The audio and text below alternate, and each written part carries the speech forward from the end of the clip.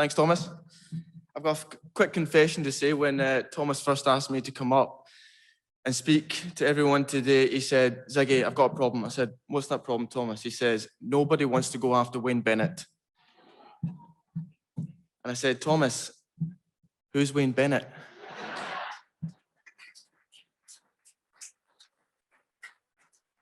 So now I realize why nobody wanted to go after Wayne Bennett. So thank you, Thomas. But honestly, you know, I'm glad to be here, but really I don't know why I'm here. First time with a mic. Ooh. Yeah, I don't really know why I'm here because, I mean, I'm a compulsive mistake maker. In fact, sometimes I call myself a competitive mistake maker. I'm so flawed, I get resentful of others, I'm insecure at times, you know, but one thing I do say about myself is I am unique in one way, and that's how I look at mistakes and how I conquer mistakes. I think it's important how we look at life, and everyone has their own philosophy. Well, mine is, we all learn lessons in life, but I believe the timing of when you learn those lessons are more important than those lessons themselves. And I hope in the next 25, 30 minutes, I will just share with you a little bit about my philosophy. I've got a wee magic trick here. Oh, there we go. So in Scotland, I need to tell you about this before I go into greater detail. Every man in Scotland, 100%, we have a condition called shrinkolitis. So it's not a rare form, but it comes out in the winter in Scotland. That funny face used to be a lot bigger, but it isn't so often. So as I said before, I believe that the timing of when you learn lessons are more important than the lessons you learn themselves. So if I told myself, 3 years old at that time, that people will form an opinion of you in the first 5 seconds, you got to act accordingly, dress appropriately. I don't think myself at 3 years old would have given myself at 28 years old much thought or time. I want to go into the next one. Slide number 2, magic, hopefully this works. There we go. First day at school. Now everybody knows that first day of school, we're all giggly, we're all excited, we all want to be friends with everybody. I was no different. But now I know that the people you hang out with, the friends that you have, are who you're going to become, who you're going to rely on, and who you need most in your life. So pick wisely. But if I told myself at 5 years old, that Ziggy, go into school, pick your friends wisely, you never know who you might meet, don't treat everyone the same, you might rely on them later in life, I don't think I would have listened. So that lesson would have been lost. Next slide, please. Oh, there we are, strapping young man. 17 years old, I made my debut for a team in Scotland, Hamilton Academical. Funny story, actually, I'll quickly talk about my debut. I had no idea I was going to play. Player got injured in the warm-up. I was going in, taking a leak, as we say in Scotland. I was in the bathroom, and then I just got a quick, Ziggy, get your stuff on, you're playing. So that was my experience for my first debut. But at that time, if I had told myself then that, Ziggy, football's not everything. What about your life, your family, your friends, your health? You're going to have lots of ups and you're going to have lots of downs, more downs. You're going to have ups. You're going to have to conquer adversities. I would have said, don't be daft. It's all about that round thing. That's all I care about. That's all that's going to make me get to the top, that round thing. I don't need to worry about anyone else. I don't need to care about anyone else. I'm here to be selfish and look after myself. So if I told myself that lesson, that it's not about football, it's about everything else, that lesson would have been lost. Next slide, please. That's my favorite slide. So in Scotland, we say head down, arse up, which means get on with it. And I think that's a great way to start my journey with COVID. So as Thomas so eloquently put, I was told to piss off in March 2020. And I was here, came from Scotland with my fiance, Joanna, who's here today. And, you know, one day before payday, I was stood down. Didn't know what was going to happen. A lot of fear, a lot of insecurities. What am I going to do? Was my fiance, Joanna, going to do? I've taken away from her family, her friends, to start a better life. Where am I going to go from here? No future in sight. Everything I worked towards, gone. It wasn't easy. But you know what? You got to get, I was going to say, you got to get your head down and your ass up. But I didn't do that, really. I just did that metaphorically. But it wasn't easy. Stopped being paid. Told to leave. Government wouldn't come to help me. Contract over. No idea where the future lied for me. But there's things on the other side. Those lessons that I spoke about in slide 1, 2, and 3, about how to represent yourself, your character, how to make friends, and how things are more important than your career. I learned those lessons then, and those lessons I now know now. If we can go to the next slide. This is a great Scottish saying. It's a long road, there's no go to turning. And that means that every start, there's an end. And things change, as we all know, especially during COVID. So many ups, so many downs, not knowing where I'm going to go, where the future lies for my partner, where the future lies for my family, which I could not see, still haven't seen for 2 years. But it's going to change. It will change. And I knew it would change. So I needed to learn those lessons that I learned then and get on with it. And they did. I did downsize. I did look at my finances, realize I was spending far too much money on bubble gum and crap, but which to your own. But I looked at my friends. I saw my friends. I relied on my friends. And it's amazing what people will do for you when you just ask for a wee bit of help and you conduct yourself in the right way. And that's something that I've always tried to do. Treat people the way you want to be treated, but also lend your hand out when a hand is not being lent out to you. And that's what I've always tried to do. And if you keep doing that, things come your way. I downsized, met the most fantastic neighbors who made us dinners most nights. Am I right, Joanna? Fantastic. We met their family. We got engulfed by their family. We met friends from them who have met friends from them. And now we're getting married in 3 weeks after the third time of asking.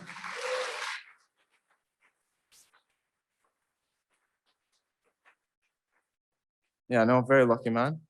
Third time in asking, and now we have about 37 come to the wedding. So, you know, if I had gone back to pre-COVID, I wouldn't have anyone at the wedding. We would have been back in Poland, spent it with our family and our friends back there. But you know what? I wouldn't change it for anything or anyone. And what's also great, and I'm going to go on to the next slide, I'm going to tell you about a little community that myself and a friend of mine started.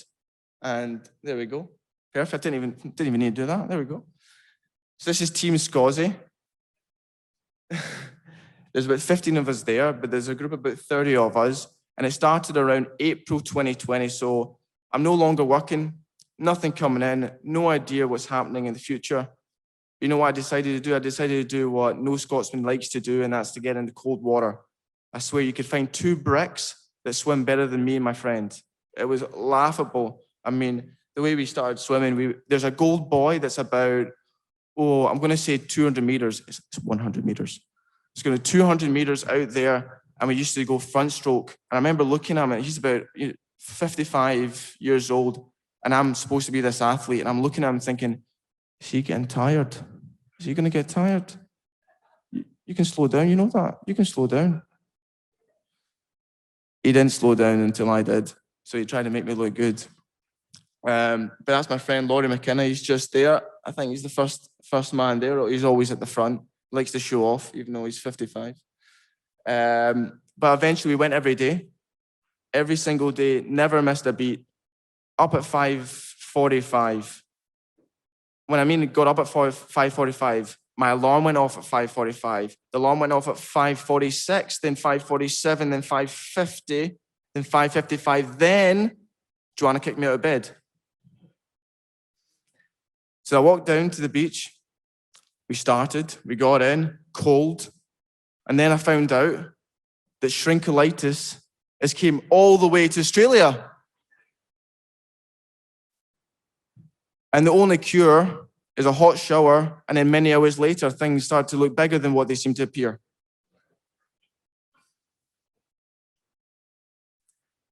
But all jokes aside, we started in April, then May, then June, never missed a day, every single day in that water. And there's never been a day since that I've wanted to go into that water, okay?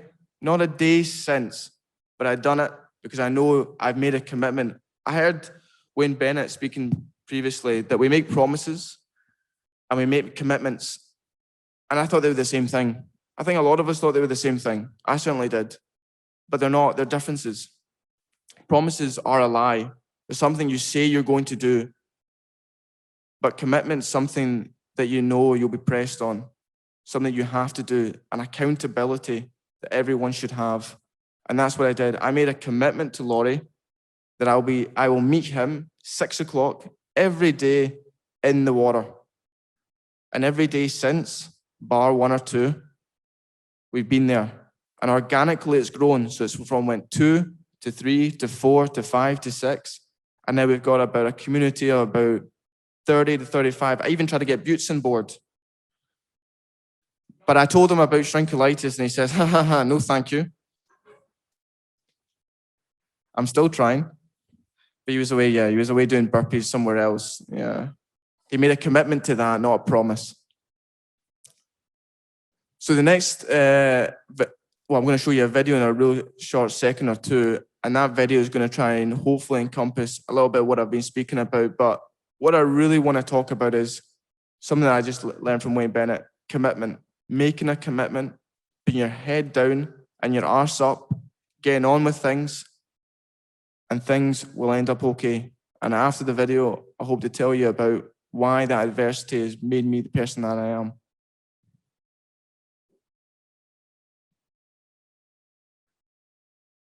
Every morning in downtown Terrigal, Team Scozzy meets. And with a name like that, it's easy to guess who's behind it all. The affable Scotsman himself, Laurie McKenna, and fellow countryman, former mariner, Ziggy Gordon. Way back in April at the beginning of COVID, Ziggy said to me one day, do you want to swim out to the Yellow Boy? And being Scottish, I wasn't a good swimmer. So we did it in the middle of winter, all the way through winter.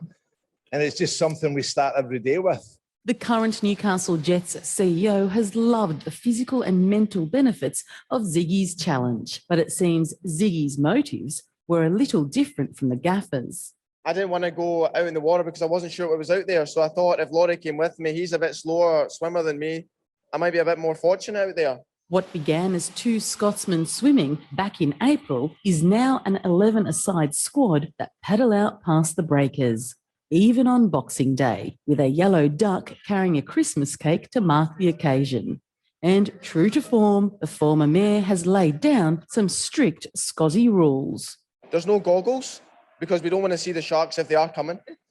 We've got no swimsuits because, we're supposed to be Scottish, so we're supposed to represent the Scottish, bravery. And a few others. But if you want to know the rules, you need to come join the crew.